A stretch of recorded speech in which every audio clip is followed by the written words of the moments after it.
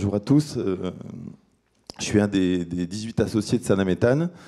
Donc c'est une unité de méthanisation qu'on a démarré en 2000. Enfin, on a commencé à injecter en 2023, janvier 2023.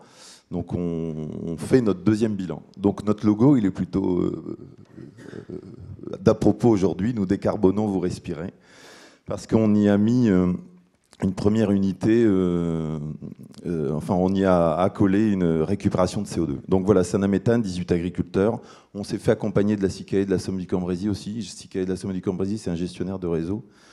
C'est un petit Enedis, on va dire. Il y a 5% du réseau français qui est géré par ce qu'on appelle des ELD, entreprises locales de distribution. Et ça nous paraissait intéressant de de se faire accompagner toujours par des gens qui avaient une certaine expertise. Nous, on n'était que agriculteurs et donc pas forcément compétents dans tout ce qui touchait l'énergie. Donc il y a la SEM Hauts-de-France qui est rentrée à l'époque, donc il y a 15% de notre capital, donc SICAE de la Somme et du Cambrésis, SEM Hauts-de-France et SEM Somme Énergie, les 3 S comme on les appelle nous les agris. Donc notre ambition, produire du gaz vert, CH4, H2, pourquoi pas, on espère, et CO2, et mettre en valeur les atouts de notre région. En fait, on est parti du principe que tout part du sol. Il y a une vingtaine d'années, on regardait avec un peu de tristesse pas mal d'élevages disparaître, donc des apports en matière organique, hein, forcément, qui disparaissent, du fumier qui s'en va, etc., etc. Donc on voyait un peu, on est proche de l'usine Bonduelle des Trémonts, je ne sais pas si vous voyez où est-ce que c'est, et on voyait souvent les camions partir sur l'autoroute A1 et aller se faire traité, je vais dire, chez nos voisins, donc ça nous exaspérait un peu, et ils venaient nous revoir en nous disant oh, on a un produit super, oui on le sait, ils viennent chez nous, donc on connaît bien. Donc voilà, tout est parti de là.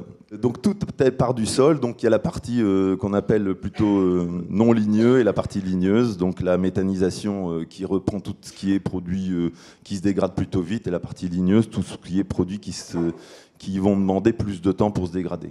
Donc c'est pour ça qu'on a imaginé une pyrogasification qui n'existe pas encore. Donc le site, voilà le projet où est-ce qu'il est, aujourd'hui c'est créé. Donc on est dans un endroit, on est proche d'une route départementale, ancienne nationale, avec un réseau d'électricité. On a un RTE 63 000 volts qui passe tout près, qui alimente tout le réseau de la SICAE. Donc je ne sais pas si vous le voyez bien, le réseau de gaz qui passe tout près.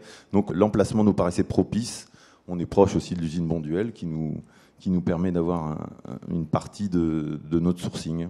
Voilà le projet. Aujourd'hui, et la partie du milieu qui est faite, on a réservé, c'est un terrain qui fait 8 hectares. Je passe assez vite, voilà quelques images du site aujourd'hui. J'avance encore. Hein. Voilà. Donc le schéma des flux, alors c'est pas aider Winnie à trouver la sortie, mais c'est un peu compliqué de temps en temps. Donc là, c'est la partie méthanisation qu'on a réussi à mettre en place. Donc c'est toute la partie ligneuse. Donc la particularité, donc en effet, de Sanaméthane, c'est d'avoir, on a dès le début, de par nos rencontres, on s'est dit c'est quand même malheureux de faire de la méthanisation et de relâcher le CO2. Alors une méthanisation ne produit pas de CO2, bien sûr, hein, mais puisque c'est du CO2 qui a été capté par les plantes, qui est simplement relâché à un moment donné. Mais on s'était dit, c'est peut-être un peu bête de ne pas essayer de récupérer ce CO2. Alors c'était très compliqué parce qu'il n'y avait pas trop de rentabilité. On a été très aidés par la région pour monter ce projet. Aujourd'hui, en effet, il fait beaucoup de petits, je crois. On en entend beaucoup parler, on fait beaucoup de visites. Et on commence à être un certain nombre d'unités de méthanisation à récupérer le CO2. Donc en fait, lors de l'épuration, les gaz, au lieu d'être le CO2 au lieu d'être lâché dans l'atmosphère, on le récupère, on le traite, on le sépare, on le liquéfie et on a essayé de trouver des débouchés. Donc ça, c'est la deuxième partie qu'on a imaginée. Donc c'est toute la partie ligneuse. Donc c'est parce que dans notre sourcing, en fait, on s'est aperçu qu'on avait beaucoup de parties style haricots verts, des matières qui sont plutôt agricoles, mais on s'est aperçu aussi qu'on avait pas mal de matières style des écarts de tout ce qui est branchage, des choses comme ça. Et donc ça, on ne sait pas le traiter, mis à part en compostage, on ne sait pas le traiter sur une unité de méthanisation. Donc l'idée de faire une pyrogasification, alors quand on a regardé la pyrogasification, on a cherché des débouchés, parce que la pyrogasification, c'est le principe de la... je cherche le nom, je ne le trouve plus. Bref, on brûle à très haute température sans oxygène. Et le gaz qui en sort est un gaz riche en hydrogène. Et donc l'idée, c'était de se dire, il faut qu'on trouve des débouchés d'hydrogène. Alors forcément, quand on est allé voir les coms de com, des gens comme ça, toujours très intéressés, mais quand est-ce que vous démarrez? Il faudrait que vous achetiez un bus pour qu'on démarre. Mais bon, donc à chaque fois, c'est un peu le problème de l'œuf et la poule, cette histoire, et de se dire qui va démarrer en premier. Donc on a cherché d'autres solutions et on s'est aperçu que, en fait, tout ça, c'est des briques qui existent, hein, et qu'il y avait possibilité d'y accoler une méthanation qui permet en fait, de recomposer les molécules qui sont présentes dans le syngas pour refaire un CH4. Et donc on s'est dit, ça peut être intéressant, on a un point d'injection, on peut démarrer ça.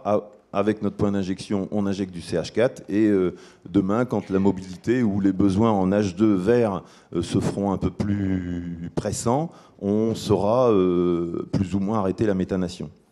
Voilà, c'est ça l'idée. On est sur ce dossier toujours. Hein, on a fait encore quelques expériences récemment de traitement de biomasse pour voir un peu ce que ça donnait.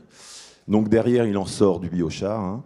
Et la dernière brique, on est la CICAE de la Somme, de par notre association avec la CICAE de la Somme du Cambrésis, on est sur un secteur très, très impacté par l'éolien, comme vous pouvez le savoir. Et en fait, il se consomme, il se produit à peu près 2 fois ce qui se consomme sur le secteur de la CICAE.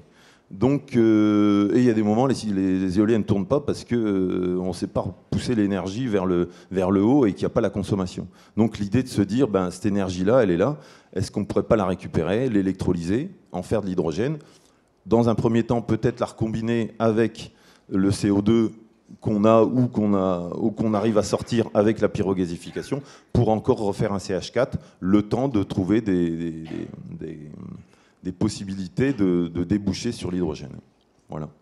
Et donc on avait aussi imaginé une station GNV qui n'existe pas. Hein. Aujourd'hui, la seule partie qui existe, c'est celle-ci. Hein. Voilà. Ça, c'est la partie récupération de CO2. Donc on était, je pense qu'on était parmi les premiers en France, tout du moins les premiers dans les Hauts-de-France à récupérer le CO2. Donc aujourd'hui, on récupère environ 4000 tonnes de CO2 par an. Voilà. Où en sommes-nous?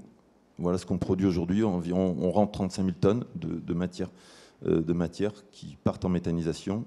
Voilà ce que ça représente. J'avais une petite question, oui. Rémi, pour vous.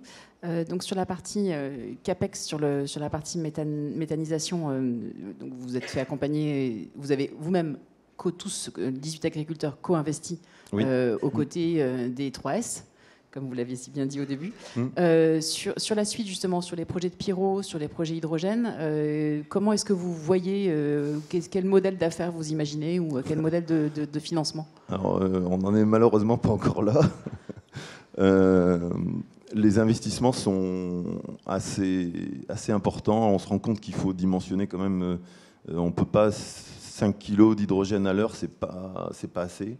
Donc il faut vraiment des unités qui tiennent la route. Donc on parle de traiter 20 000 tonnes de bois, hein, en quelque sorte, enfin d'issues de compostage, de choses comme ça, hein, de déchets de branchage. Et donc on n'en est pas au montage financier encore. Encore au dimensionnement global du projet. On est au dimensionnement global. On a quelques chiffres, on a quelques approches de chiffres. Voilà, on est dans nos démarches. Merci.